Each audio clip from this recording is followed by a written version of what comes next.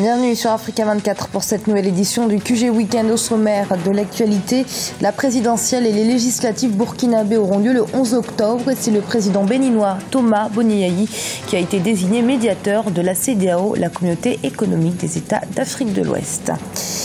Et au Burkina Faso, le Parlement adopte un nouveau code de la presse, un code qui ne prévoit plus de peine d'emprisonnement, mais des amendes variant entre 1 et 5 millions de francs CFA, des montants qui suscitent de multiples réactions.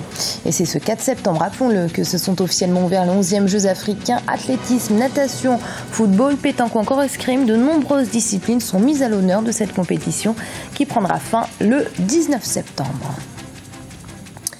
En Guinée, alors que la présidentielle est prévue pour le 11 octobre, une coalition de partis politiques baptisée Alternance démocratique 2015 s'est engagée à soutenir le chef de l'opposition guinéenne, Cellou Dalein Diallo, et leader de l'Union des forces démocratiques de Guinée à l'élection présidentielle.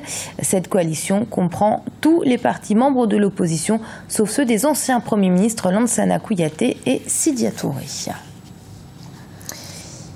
Le président béninois Boniayi, désigné médiateur de la CEDEAO, la communauté économique des États d'Afrique de l'Ouest, pour les élections présidentielles et législatives prévues le 11 octobre au Burkina Faso. Une nomination qui intervient alors que certains candidats à la présidentielle, jugés proches de l'ancien président Blaise Compaoré, ont été exclus du processus électoral. Une décision condamnée par la CEDEAO. Ibra Khadindiaye. Contexte tendu au Burkina Faso à l'approche des scrutins présidentiels et législatifs prévus le 11 octobre 2015. À l'origine des tensions, le code électoral qui est loin de faire l'unanimité. Afin d'assurer le bon déroulement de ces élections censées mettre fin à la période de transition politique, la CEDEAO entend jouer pleinement son rôle en nommant un facilitateur des scrutins au Burkina Faso. Le choix de la communauté économique des États de l'Afrique de l'Ouest s'est porté sur le président béninois Thomas Boniayi, l'institution sous-régionale dont l'un des rôles est d'assurer les conditions d'un débat démocratique apaisé lors d'élections dans l'ensemble des États membres. La CEDEAO nous a toujours accompagnés et moi je pense que si la CEDEAO a décidé d'envoyer une personnalité pour faciliter à ce que les élections se déroulent dans la sérénité et dans le calme, afin que les Burkinabés tournent une page douloureuse, on ne peut que prendre acte et souhaiter à M. Yayi Boni bon vent dans sa mission. En tout cas, il sera la bienvenue au Burkina Faso, au pays des hommes intègres. La décision du chef de l'État sénégalais et président en exercice de la CEDEAO, Macky Sall, d'attribuer cette mission au président Boniayi semble faire l'unanimité.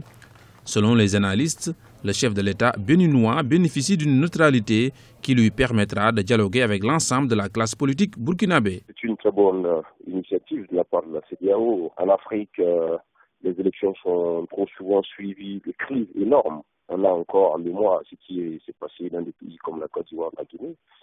Et il me semble que les élections à venir sont d'autant plus ouvertes et que c'est important effectivement qu'une personnalité assez neutre, capable de discuter avec tous les acteurs de la classe politique burkinabé, puisse essayer d'anticiper sur d'éventuelles crises. Le Conseil constitutionnel du Burkina Faso a déjà publié la liste provisoire des candidats retenus pour la présidentielle.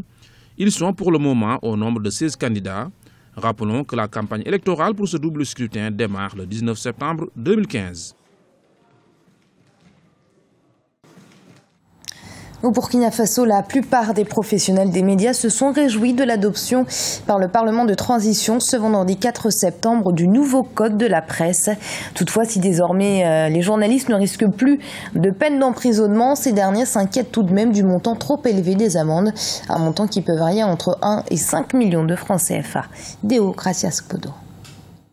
Vendredi 4 septembre 2015 au Burkina Faso, les députés du Parlement intérimaire ont examiné et adopté 3 projets de loi sur la presse nationale. Désormais, les journalistes qui seront reconnus coupables de délits d'outrage, d'injures ou encore de diffamation ne risqueront plus de peine privative de liberté. Ils seront plutôt assujettis à des amendes. Le droit d'accès aux sites d'information est également mentionné. Les peines privatives de liberté sont supprimées pour être remplacées par des amendes.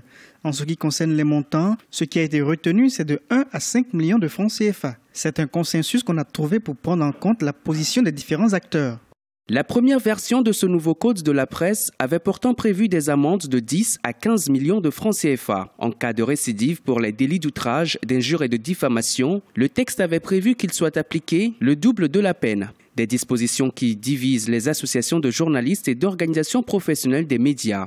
Si certains manifestent un satisfecit, d'autres par contre estiment toujours que l'application de telles amendes constitue une entrave à la liberté de la presse burkinabé. Ce qui nous gêne fondamentalement par rapport à cette loi, c'est les peines d'amende. Nous pensons que c'est des cantons qui ne correspondent pas à la réalité économique de la presse burkinabé. Vous voyez, le capital de la plupart des médias privés burkinabés, ça ne dépasse pas 1 million. Si pour une diffamation, vous demandez 5 millions et on vous dit encore à l'article 145, par exemple, de la presse écrite, qu'en cas de récidive, il faut payer le double. Ce n'est pas les amendes qui vont amener les journalistes professionnels. C'est en fait de bonnes conditions de travail et un bon encadrement. Dans les prochains jours, nous allons nous réunir en Assemblée générale pour analyser et pour arrêter la conduite à tenir. L'ancien code de la presse avait été voté en 1993. Il condamnait le journaliste à une peine d'emprisonnement assortie d'une amende allant de 500 000 francs CFA à 1 million de francs CFA. Après l'adoption du nouveau texte, les autorités tentent de rassurer les journalistes. Elles assurent que des discussions pourront être éventuellement menées dans le but d'améliorer toutes ces lois sur la presse au Burkina Faso.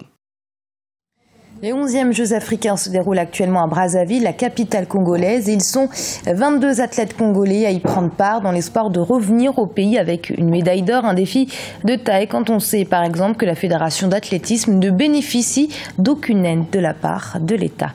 Et même à Kofi, notre correspondante au Togo. La Fédération togolaise d'athlétisme en quête de financement.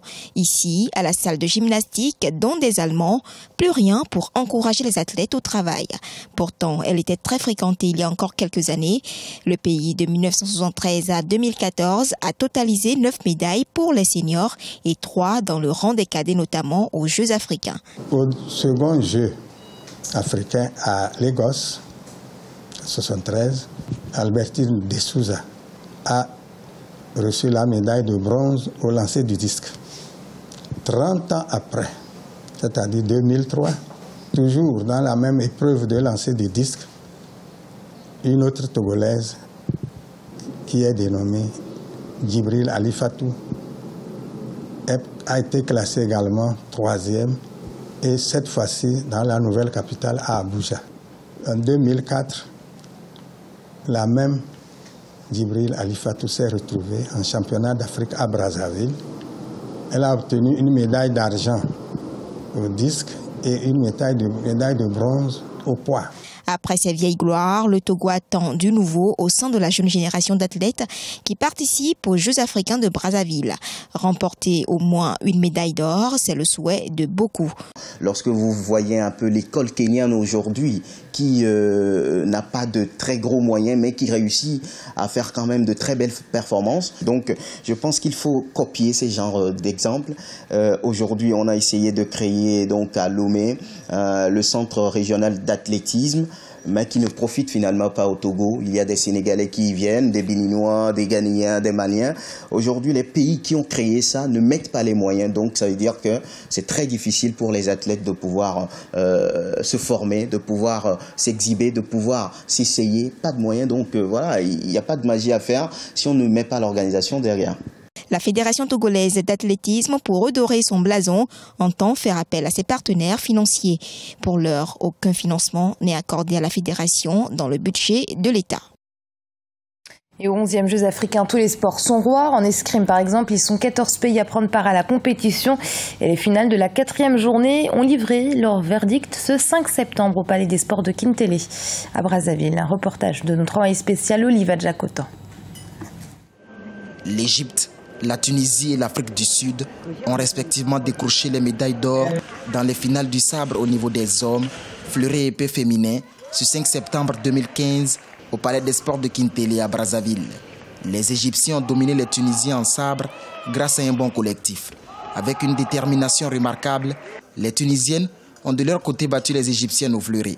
Et l'Afrique du Sud s'est imposée de justesse face à l'Égypte dans le combat féminin de l'épée, 45 points à 38.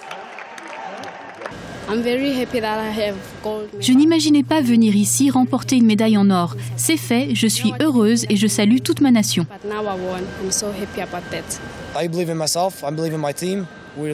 J'avais confiance en toute mon équipe car on s'est bien entraîné et on est fiers de décrocher l'or. Je suis aussi fier d'être au Congo.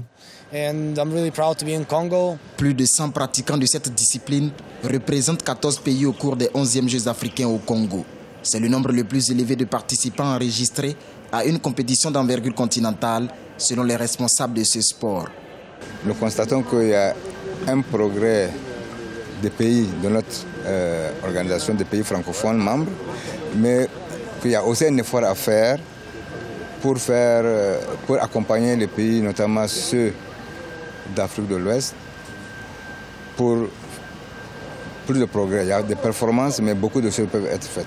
La compétition d'escrime a débuté le 2 septembre dernier et elle prendra fin ce 6 septembre 2015. Retrouvez tous les jours sur Africa 24 pendant les 11e Jeux africains, le journal des Jeux à 16h15 GMT et le club des Jeux à 20h GMT. Et ce journal a été préparé par l'ensemble de la rédaction. Merci de l'avoir suivi. Restez sur Africa 24 dans un instant, une nouvelle édition de l'information.